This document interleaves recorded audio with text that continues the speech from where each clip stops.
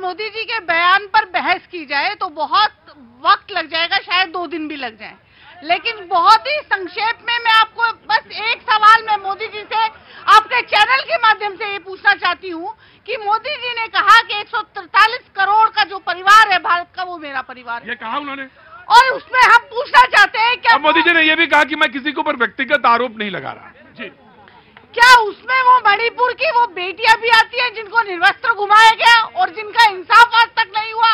क्या 143 करोड़ के परिवार में मणिपुर भी आता है जिसको हाशिए पर रख दिया गया और हिंदुस्तान से बाहर रखा गया? क्या 143 करोड़ के परिवार में वो किसान भी आते हैं जो 700 किसान शहीद हुए? क्या वो भी आते हैं जिनको टेनी ने अपनी जीप के तले कुचल दिया? और जो आज लिख रहे हैं ब्रजभूषण शरण सिंह लिखता है मैं भी मोदी का परिवार, तो क्या वो बलात्कारी मोदी का परिवार है? और अजय सिंह टेनी लिखता है कि मैं भी मोदी का परिवार, तो किसानों को कुचलने वाला वो अजय सिंह टेनी भी मोदी जी का क्या परिवार? तो ये सवाल आया, कांग्रेस ने रिस्पॉन्ड किया। अब किसकी बारी? किसकी बारी? बीजेपी की। बीजेपी आएंगे यहां इस खाने में।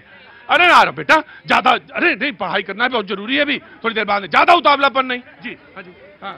देखिए, कांग्रेस के पास कोई मुद्दा नहीं है।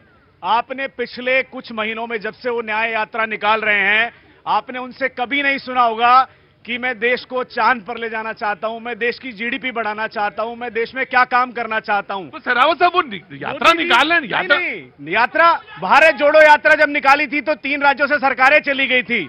जब भारत न्याय यात्रा निकाली तो बिहार से सरकार चली गई है, और ये न्याय यात्रा खत्म होते होते देश से कांग्रेस मुक्त हो जाएगी, इस बात की गारंटी हम देते हैं। रही बात, मोदी जी बात करते हैं प्रधानमंत्री आवास योजना की, वो हर घर नल पहुंचाने की बात करते हैं, सोलर बिजली देने की बात करते हैं, अटल इनोवेशन बच्चे ने बताया उसकी बात करते हैं, केंद्रीय विद्यालय खोलने की बात करते हैं, एम्स का उद्घाटन करते हैं, और ये आज 21वीं सदी में आके जात पात पर देश को बांटना चाहते हैं। दिन भर ओबीसी ओबीसी चिल्लाते हैं। आप इस पार्टी से उम्मीद करेंगे देश को आगे लेके जाएगी? ये इनकी कांग्रेस की राजनीति नकारात्मक सोच पर डिपेंड है, नेगेटिव पॉलिटिक्स का हिस्सा बन चुका है ये पूरा गठबंधन। No no no no no, मैं आ रहा हूं, थोड़ा सा मैंने चेंज किया है बस। जवाब साहब केवल 2 सेकंड। अब आप मांगेंगे तो मुझे देना ही पड़ेगा फिर। अब ऐसा ना करिए भाई। मैं सिर्फ, मेरा विनम्र जो है प्रश्न है, आपको ओबीसी के नाम से, दलितों के नाम से, आदिवासी के नाम से पेट में दर्द क्यों होता है? पेट में दर्द क्यों होने लगता है? क्योंकि 90% जो जनसंख्या है भारत की वो आदिवासी है, दलित है, ओबीसी है। ऑफकोर्स अब तो वो देना ही पड़ेगा। मुझे मालूम था, ये फेरे से बचना चाह रहा था मैं, कि मैं चाह रहा था दूसरे लोग भी आ जाए। क्या हुआ? रुको, आ रहा हूं जी। राहुल गांधी जी को बड़ी जल्दी याद आई कि देश में आदिवासी भी रहते हैं, बड़ी जल्दी याद आई कि देश में ओबीसी भी रहते हैं। सरकारें चली गई, घर से कितने प्रधानमंत्री चले गए, बड़ी जल्दी याद आई भाई, क्योंकि आज देश का प्रधानमंत्री ओबीसी है, देश की राष्ट्रपति ट्राइबल समाज से है, देश का उपराष्ट्रपति ओबीसी है, और कुछ नहीं कहो तो 27 मिनिस्टर आज ओबीसी समाज से बैठे हैं। तो अब इनको आग लगी है कि कैसे सबको रिप्रेजेंटेशन मिलेगा, तो फिर इनको वोट कौन देगा? तो इनको अपनी वोट की राइट। जवाब साहब, very quick then Samajwadi party.